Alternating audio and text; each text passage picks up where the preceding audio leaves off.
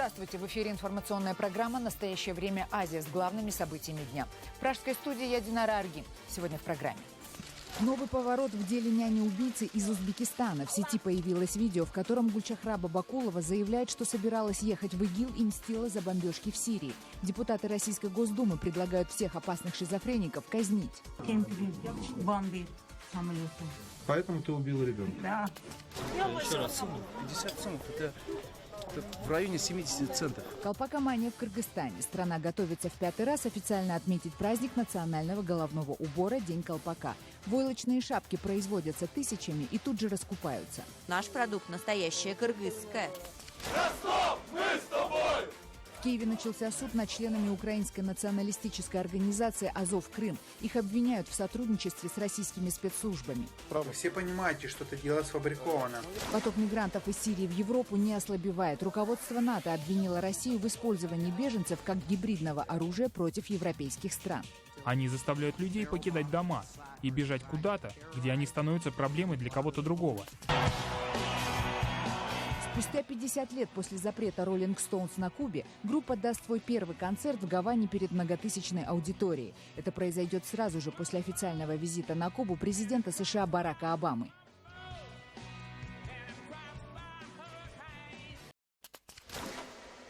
Появились новые подробности дела няни-убийцы 4-летней девочки в Москве. В сети была опубликована видеозапись, где Гульчахра Бабакулова заявляет следователям на допросе, что собиралась вступить в ряды ИГИЛ, а убийство ею девочки – это месть Путину за бомбежки в Сирии. Как эта видеозапись мобильного телефона попала в интернет, неизвестно. В российских СМИ обсуждается версия, что сотрудники полиции опубликовали ее преднамеренно. Отомстила. Кому? Кто кровь поливал ему? Кому ему? Кто проливал? А кто проливал? Бомбир самолета. Поэтому ты убил ребенка? Да, поэтому отомстила. У тебя самой дети есть? 3 семей, видите, убиты. Мне они не нужны. Они Коран не читают, и намаз не читают. В Узбекистане. А ты читаешь Коран, да? Я Коран читаю, и молитвы ночь и день. Плачу Бога, только Бог сказал, вставай, я с тобой. Тебе кто убьет? Через секунд конца света. Секунд. То есть ты сильно верующий человек? Сильно верующий. 5 раз в день молишься? Да. Ночью. В Сирию хотел... Только плачу ночью, говорю. То есть ты хотела поехать в Сирию жить? Жить хотела, А да. где? Вот я так понимаю, в Раку или куда-то туда? Я не знаю еще. Враг, я не знаю город. Просто пошла, где мусульманский город, там жить хочу. Где мусульманское государство? Лицо закрыто, хочу там жить. Я здесь не хочу. Ты давно решил это сделать? Не, только вот месяц назад смотрю, там бомбы. Российское интернет-издание «Газета.ру» утверждает, что им удалось связаться с отцом Гульчахры Бабакуловой, который живет в Самаркандской области Узбекистана. Он подтвердил, что его дочь страдает шизофренией. Он также сообщил, что в минувший понедельник был арестован старший сын Бабакуловой. Его местонахождение родственникам не сообщают. Как пишет «Газета.ру», случившееся стало трагедией для семьи убийцы. Отец попросил прощения за свою дочь, добавив, если такое можно простить. В российских СМИ сейчас активно обсуждается версия, что у Бабакуловой было 2 сообщника. Однако Следственный комитет официально опроверг эту информацию, хотя еще день назад следователи озвучивали ее в суде. Тем временем депутаты Госдумы опять вернулись к обсуждению смертной казни. В частности, депутат от ЛДПР Роман Худяков заявил, что необходимо вновь поставить вопрос об отмене моратория на высшую меру наказания для психически нездоровых людей. Он предложил таких, цитирую, нелюдей, как Бабакулова, казнить. Я уже 4,5 года требую для таких видов преступления смертную казнь либо пожизненное заключение. Это не люди, их людьми назвать трудно. Вы представьте, если сейчас ей дадут лет 5 или 10 тюрьмы, а потом она за хорошее поведение выйдет по УДО. А как жить родителям? Почему мы настолько снисходительны к таким мерзавцам? Таджикская милиция продолжает преследовать бородатых мужчин и заставляет их сбривать бороды. Иногда это происходит насильно. Об этом сообщают пострадавшие от действий правоохранительных органов. Однако власти республики эти факты отрицают и заявляют о противодействии экстремистской пропаганде. Почему бороды стали признаком экстремизма? В нашем следующем репортаже. На улицах таджикских городов сегодня практически невозможно встретить мужчин с бородами. А те, у кого бороды все-таки есть, сразу же обращают на себя внимание правоохранительных органов. Акбар Усмонов утверждает, что за прошлый год его трижды задерживали и насильно брили. Я умолял их не заставлять меня бриться, но милиция не возвращала мои документы, пока я не сбрил бороду. Я спросил у них, есть ли такой закон, но они меня не слушали. У меня не было выбора. Парикмахер сбрил мою бороду, и только тогда меня отпустили. Некоторые исламские священнослужители говорят, что отращивание бороды обязательно для мусульманских мужчин. Но у таджикских мул нет никаких полномочий для выполнения этого требования. Согласно ханафитской исламской традиции, последователями которой являются многие таджики, борода должна быть определенной длины. Она должна помещаться в кулак. Однако густая борода, да еще и без усов, считается крайне подозрительной. В нашем обществе борода стала восприниматься как знак протеста. Правоохранительные органы изучают тренд отращивания бород, чтобы определить, является ли это опасным и дестабилизирующим фактором. Источники в МВД Таджикистана говорят, что власти уверены, что мужчины с определенными видами бород имеют экстремистские идеи. Более короткие бороды, судя по всему, их не беспокоят. У меня есть борода, но меня никто не трогает. Возможно, это как-то связано с поведением мужчины. Возможно, они действительно сделали что-то неправильно. Может, они нарушили закон, может, поэтому их арестовали. Государственные чиновники отрицают, что насильно сбривают бороды. Но в то время как сотни таджиков присоединяются к боевикам исламского государства в Сирии и Ираке, таджикские власти все больше переживают и пытаются искоренить любые возможные признаки экстремизма в обществе, не исключая растительность на лице. Александр Орлов, Муним Ахмади, Барот Юсуфи. Настоящее время. Азия. В Кыргызстане готовятся к празднованию Дня колпака. Его уже в течение 5 лет отмечают 5 марта и совершенно официально. За этот короткий срок национальный кыргызский головной убор уже успел превратиться в популярный модный тренд. Перед праздником Кыргызстан охватила настоящая лихорадка. Тысячи колпаков идут буквально на расхват, рассказывает Адилет Бектурсунов. На столичном рынке национальные колпаки на любой вкус, цвет и цену. Элюсон? Элюсон? Ничего себе, 50 сомов. Еще раз, сомов, 50 сомов. Это в районе 70 центов. Даже доллара нет. Спрос на головной убор вырос так, что их начали производить огромными партиями. Колпаки, сшитые из китайской синтетики, расходятся как горячие пирожки. Многие дарят их направо и налево в честь любого праздника. Последний писк моды – колпаки с государственными символами, гербом и флагом. Такие уборы охотно раскупают туристы. Например, за границей с помощью этих колпаков можно рекламировать страну. В основном такие берут для иностранных делегаций. Средняя стоимость от $1. Есть в ассортименте и совсем миниатюрные магнитики. Кажется, китайцы околпачили бренд нации. В стране есть настоящий колпачный городок. Это местечко находится прямо в центре столицы, где местные мастерицы шьют национальные уборы днями напролет. В тесных мастерских специалисты высокого класса шьют колпаки исключительно из натурального войлока. Так производят настоящий национальный головной убор. Китайская синтетика заполонила рынки, дешево стоит, но наш продукт настоящая кыргызская.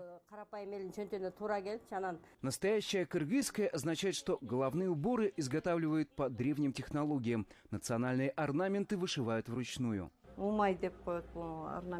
Есть детские колпаки, они зеленые, цвет молодости. На них изображен умай, а этот темный цвет для взрослых, вышит национальный тундук. Колпак стал неотъемлемым предметом гардероба и даже имиджа. Причем носят его круглый год. Зимой не холодно, а летом не жарко. В этом уникальность войлока.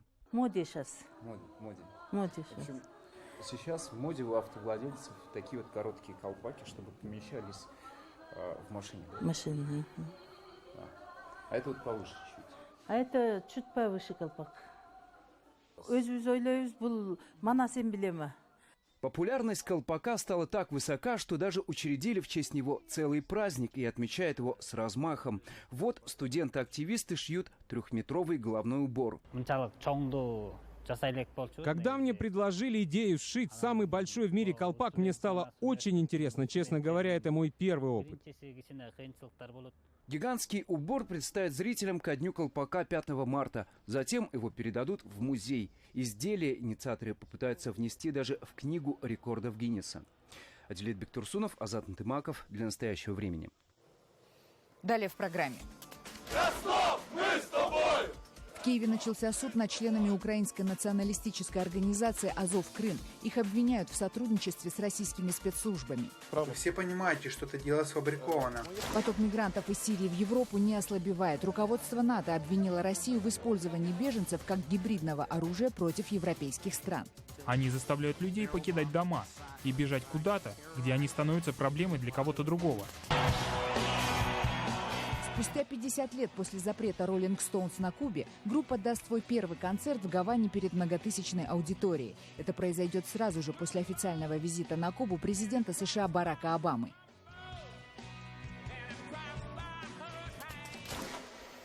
Суд над украинской летчицей Надеждой Савченко, которую обвиняют в гибели российской съемочной группы, вступил в финальную стадию. Российские прокуроры требуют приговорить ее к 23 годам лишения свободы. Суд не принимает во внимание доказательства защиты, которые утверждают, что Савченко попала в плен к луганским сепаратистам еще до того, как погибли журналисты. Сегодня Надежда Савченко должна была выступить с последним словом, но ей запретили это сделать. Из зала суда наш корреспондент Елена Романова. Украинская летчица Надежда Савченко не будет обжаловать приговор российского суда, каким бы суровым он ни был. Эту позицию сегодня еще раз подтвердили ее адвокаты. Они объяснили, втягиваться в апелляционное разбирательство означало бы продлевать страдания девушки, которая 1,5 года скитается по российским тюрьмам и уже более полугода находится под судом. А дальше начинается дипломатия, потому что сейчас будет приговор. Я думаю, что сегодня мы узнаем дату, я думаю, что это будет в пределах 20 марта. Там нечего растягивать. Приговор, я вам скажу по секрету, уже написан, так всегда делается. Там 2 недели, да, и мы его услышим. Он не будет обжалован. Он вступит в силу в апреле. И дальше переговоры. Надежда ставит жесткие рамки всем. Причем и россиянам, и по факту, и украинцам. Потому что ее, может быть, те хотят отдать подороже, а эти хотят забрать. Но только, ребят, времени торговаться у вас, ну сколько? Ну вот там месяц, наверное, да, или сколько может длиться голодовка? Сухая голодовка может длиться неделю.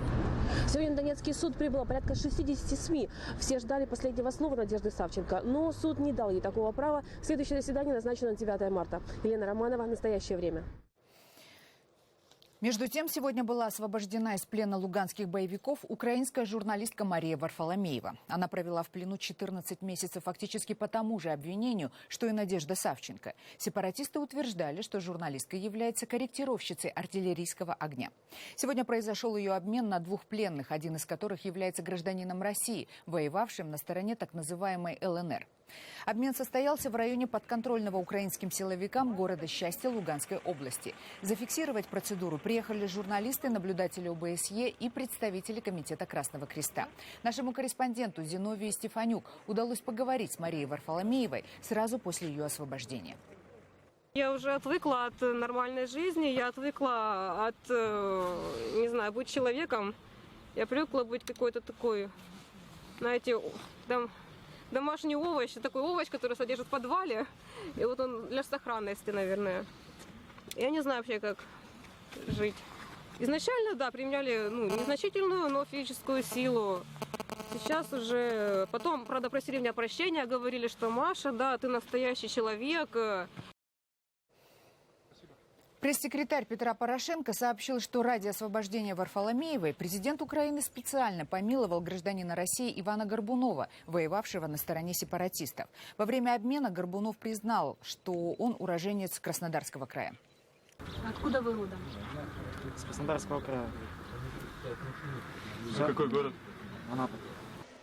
А в самой Украине начался судебный процесс над членами украинской националистической организации «Гражданский корпус Азов Крым», которая по факту является политическим крылом знаменитого своей ультраправой идеологии добровольческого полка «Азов». Главу гражданского корпуса «Азов Крым» Станислава Краснова обвиняют в незаконном обращении с оружием и подозревают в сотрудничестве с российской разведкой. Процесс неоднозначно воспринимают в украинском обществе, которое считает всех воюющих против сепаратистов в Донбассе героями. После суток содержания в СИЗО Станислава Краснова заводят в зал заседаний Шевченковского суда Киева. Он несколько минут переговаривается с адвокатом и делает заявление. Сотрудники СБУ жестоко избивали его. В течение 7 часов они непрерывно меня пытали. Били сильно, я терял сознание, ставили на растяжку, закрывали рот, чтобы я не мог дышать. Тем временем этажом выше, в другом зале, меру пресечения суд избрал подруге Краснова Оксане Шелест. Вы все понимаете, что это дело сфабриковано. Моя дочь имеет достаточно активную государственную позицию. Если человек на виду, он всегда может попасть в объектив правоохранителей. Поддержать Краснова и Шелест под окна суда пришли активисты. Краснов, мы с тобой! Краснов, мы с тобой! Главу гражданского корпуса «Азов» Крым и его девушку спецслужбы задержали в ночь на 29 февраля на заправке под Киевом. Уже через несколько часов под стенами СБУ представители полка «Азов» начали акцию протеста.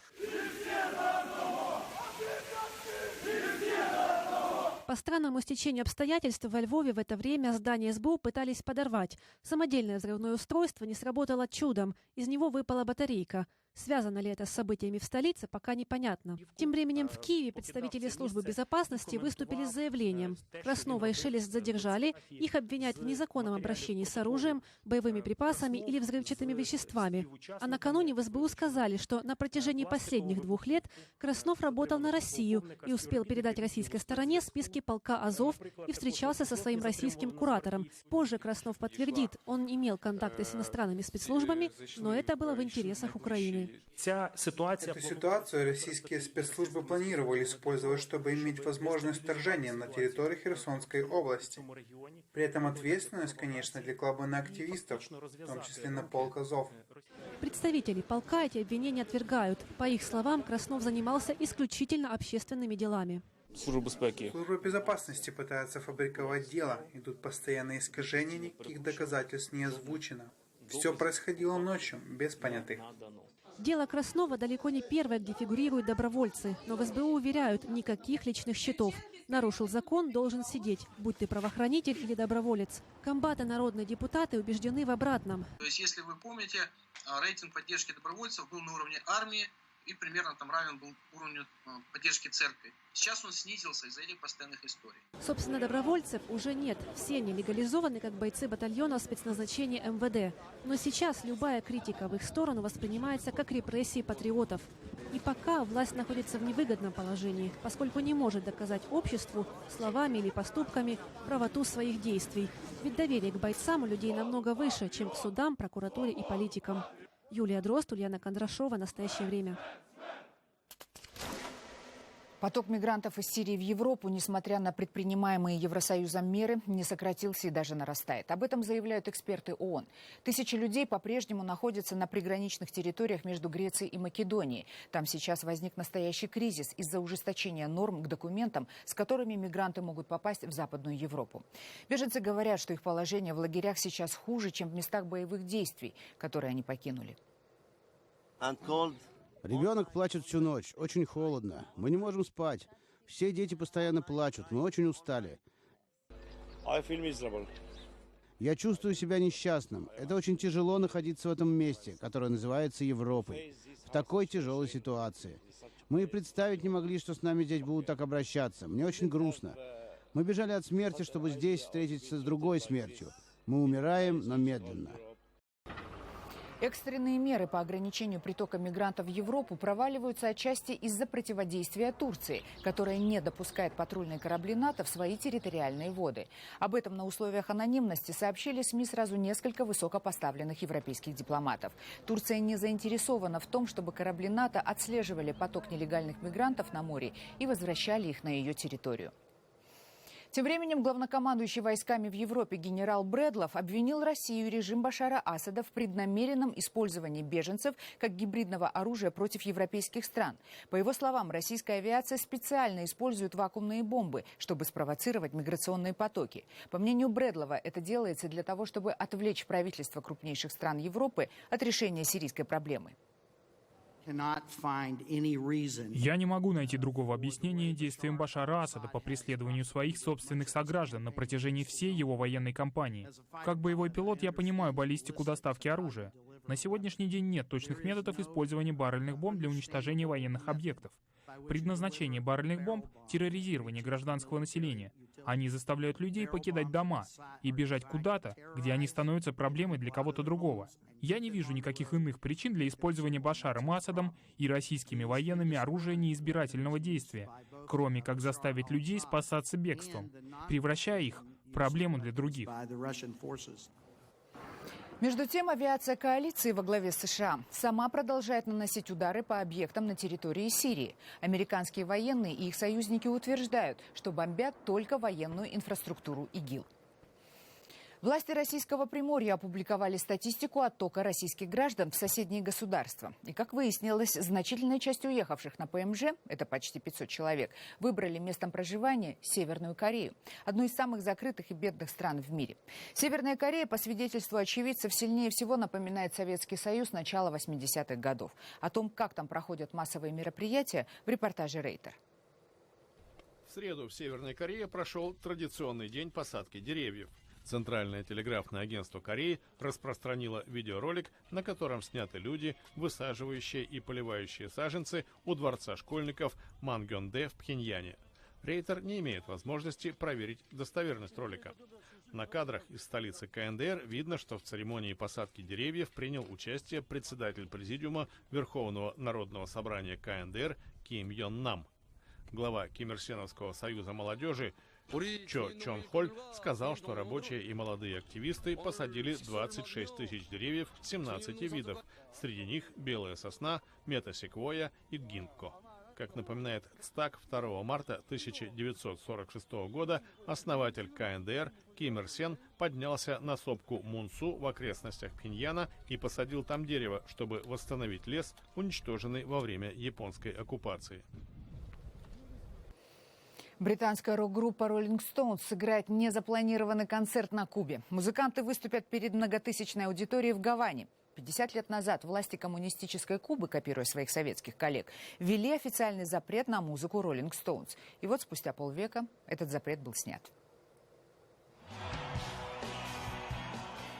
Еще год назад это даже вообразить себе было сложно. Теперь это реальность. Кубинцев ждет эпический концерт. Легендарная британская группа Rolling Stones во вторник объявила, что сыграет внеплановый концерт в Гаване. Выступление намечено на 25 марта. Судя по всему, это будет самый грандиозный рок-концерт за всю историю Кубы. Он пройдет на открытой площадке спортивного комплекса Сьюдад Депортива де ла Гавана. Она вмещает 15 тысяч зрителей. Коммунистические власти Кубы почти полвека назад запретили творчество Rolling Stones. Их музыка была объявлена, в соответствии с советским клише, идеологически чуждой кубинскому народу. Представитель группы сообщил: «За свою долгую историю мы играли в самых разнообразных местах, но шоу в Гаване станет для нас знаковым событием, и мы надеемся, что и для всех наших друзей на Кубе тоже». Группа выступит через 3 дня по окончании визита на остров Барака Обамы. Это будет первый приезд на Кубу президента Соединенных Штатов с 1928 года. Это были все новости, о которых мы хотели вам рассказать. Читайте нас в социальных сетях и смотрите на сайте KarenTime.tv. Мы встретимся с вами завтра в это же время. Всего доброго.